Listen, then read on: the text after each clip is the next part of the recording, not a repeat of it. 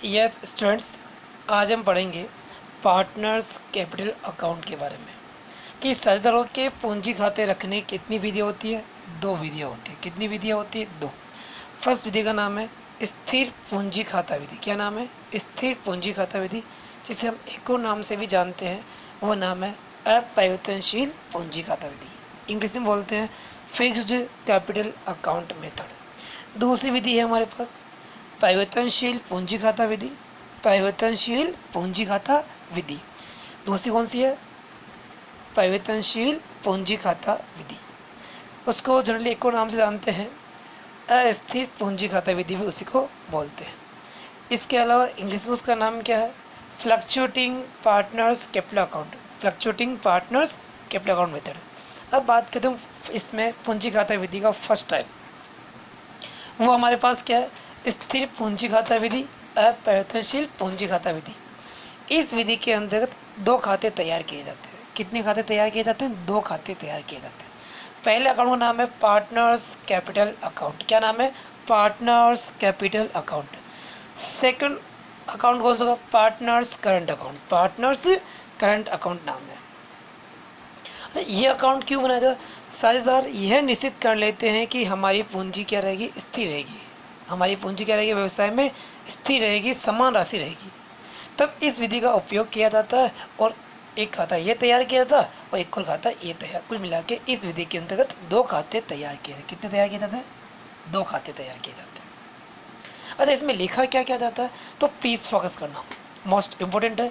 अच्छा ध्यान दें। जब इस विधि के अंतर्गत साझेदारों की जो स्थायी पूंजी होती है उसका ओपनिंग बैलेंस, सबसे पहले ओपनिंग बैलेंस नहीं, बाय बैलेंस BD, ए का, बी का, यानी कि ओपनिंग कैपिटल यदि कोई है तो वो लिखा जाता है। और इसके यहाँ क्या लिखा जाता है? हम लिखते हैं यहाँ पे टू बैलेंस CD। यहाँ क्लोजिंग कैपिटल आती है। क्या आती है? यहाँ ओपनिंग कैपिटल आती है और यहाँ पे क्या आती है? क्लोजिंग कैपिटल आती है। ध्यान रखिए, क्या कैपिटल अकाउंट का बैलेंस ऑलवेज क्रेडिट होता है। क्या होता है? ऑलवेज क्रेडिट होता है। तो ओपनिंग बैलेंस पे लिख दिया हमने बाय बैलेंस BD, ये ओपनिंग कैपिटल और ये क्या हुई? Closing capital. यदि किसी प्रकार से वर्ष के दौरान during the year additional capital investment की जाती है, क्या बोला? एडिशनल कैपिटल इन्वेस्टमेंट की जाती है, तो हम लिखते हैं यहाँ पे बाय कैश या बाय बैंक। बाय कैश या बाय बैंक अकाउंट। ये किसके लिए लिखते हैं? एडिशनल कैपिटल यदि कोई लाता है पार्टनर्स तो उनके लिए लिखा जाता है। और यदि किसी पार्टनर्स ने कैपिटल विड्रॉ कर ली है, क्या कर लिया? यदि किसी पार्टनर्स ने, ध्यान देना इंपॉर्टेंट, फर्स्ट तो क्या कैश इन्वेस्टमेंट किया है, एडिशनल कैपिटल, और यदि निकाला है तो हम क्या करें? कैपिटल विड्रॉल करता है, तो यहाँ लिखा जाएगा टू कैश या बैंक अकाउंट। लिखते हैं यहाँ पे कैपिटल विड्रॉल, कैपिटल विड्रॉ है तो यहाँ लिखते हैं। ये सीधे ना कैपिटल विड्रॉल किया गया है कैपिटल का, तो यहाँ लिखा जाता है जितनी, जिस पार्टनर्स ने जितनी कैपिटल विड्रॉल की है उसके अमाउंट हम यहाँ लिख देंगे। ध्यान रहेगा केवल 4 मध्य आती है इस अकाउंट में। कितनी मध्य आती है? केवल 4। फर्स्ट क्या आती है? Opening capital. ये आती है क्लोजिंग कैपिटल। बैलेंसिंग फिगर आता है। कैसे आता है?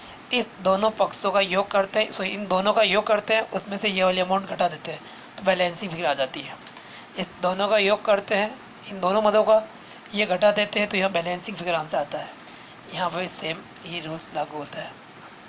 ये कुल मिला के क्या हो गया? बैलेंसिंग फिगर तीनों पार्टनर्स की क्लोजिंग कैपिटल आएगी। अब बात करता हूँ मैं आपके लिए करंट अकाउंट में क्या क्या लिखा जा सकता है। करंट अकाउंट का बैलेंस क्रेडिट भी हो सकता है और करंट अकाउंट का बैलेंस डेबिट भी हो सकता है। मान लो पार्टनर्स का करंट अकाउंट का बैलेंस क्रेडिट है तो by balance BD, by balance BD जो गिवन है हमें वो लिखना है।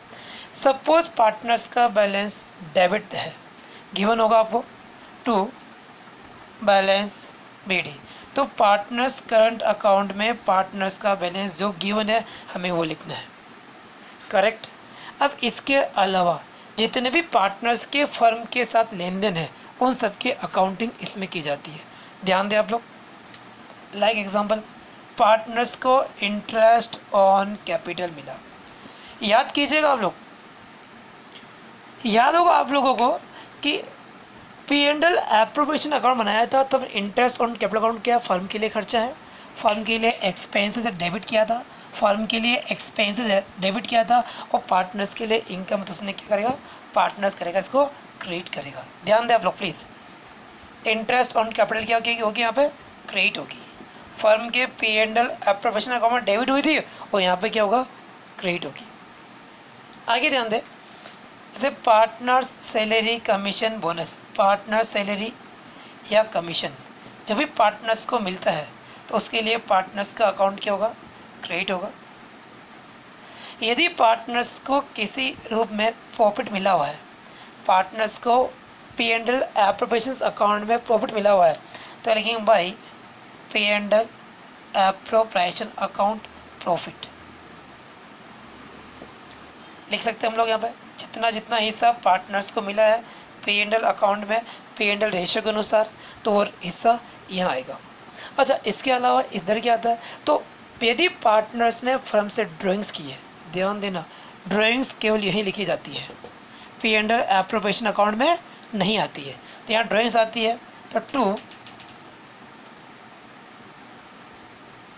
ड्राइंग्स, यदि ए ने ड्राइंग्स किया तो ए के खाते में, बी ने ड्राइंग्स किया तो बी के खाते में, सी ने ड्राइंग्स किया तो सी के खाते में। यदि पार्टनर्स की ड्राइंग्स पर इंटरेस्ट चार्ज किया गया है, पार्टनर्स की ड्राइंग्स पर इंटरेस्ट चार्ज किया गया है, तो उसे भी हम लोग क्या करेंगे, रिकॉर्ड करेंगे। टू इंटरेस्ट ऑन ड्राइंग्स,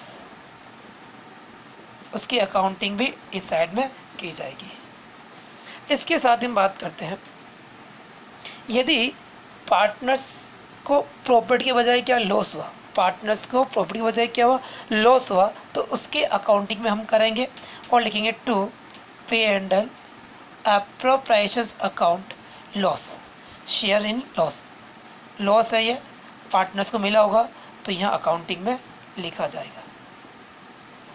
इधर प्रॉफिट लिखा हमने तो हम लिख सकते हैं, लॉस हुआ तो हम वो भी लिख सकते हैं। आगे ध्यान दें आप लोग, अब हम बात करते हैं, यदि पार्टनर्स के पास क्लोजिंग करंट अकाउंट का बैलेंस आ सकता है, पार्टनर्स का क्लोजिंग बैलेंस होगा, बैलेंस की बात करेंगे हम लोग, to balance CD balancing figure आएगा। सपोज इस पक्ष का टोटल ज़्यादा आती है तो हम जोड़ टोटल लगाते हैं और इन सबको घटाते हैं, तो यहाँ आएगा बैलेंसिंग फिगर जो भी पार्टनर्स का हो सकता। कभी कभी इस अकाउंट में इस साइड टोटल ज़्यादा जाए तो पहले ये टोटल करनी है और इधर लिखना by balance CD balancing figure.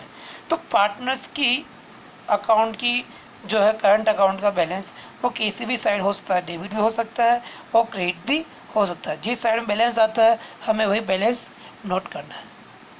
Okay students, I think आपको स्थिर यानी कि अपरिवर्तनशील पूंजी खाता विधि समझ में आ गई होगी।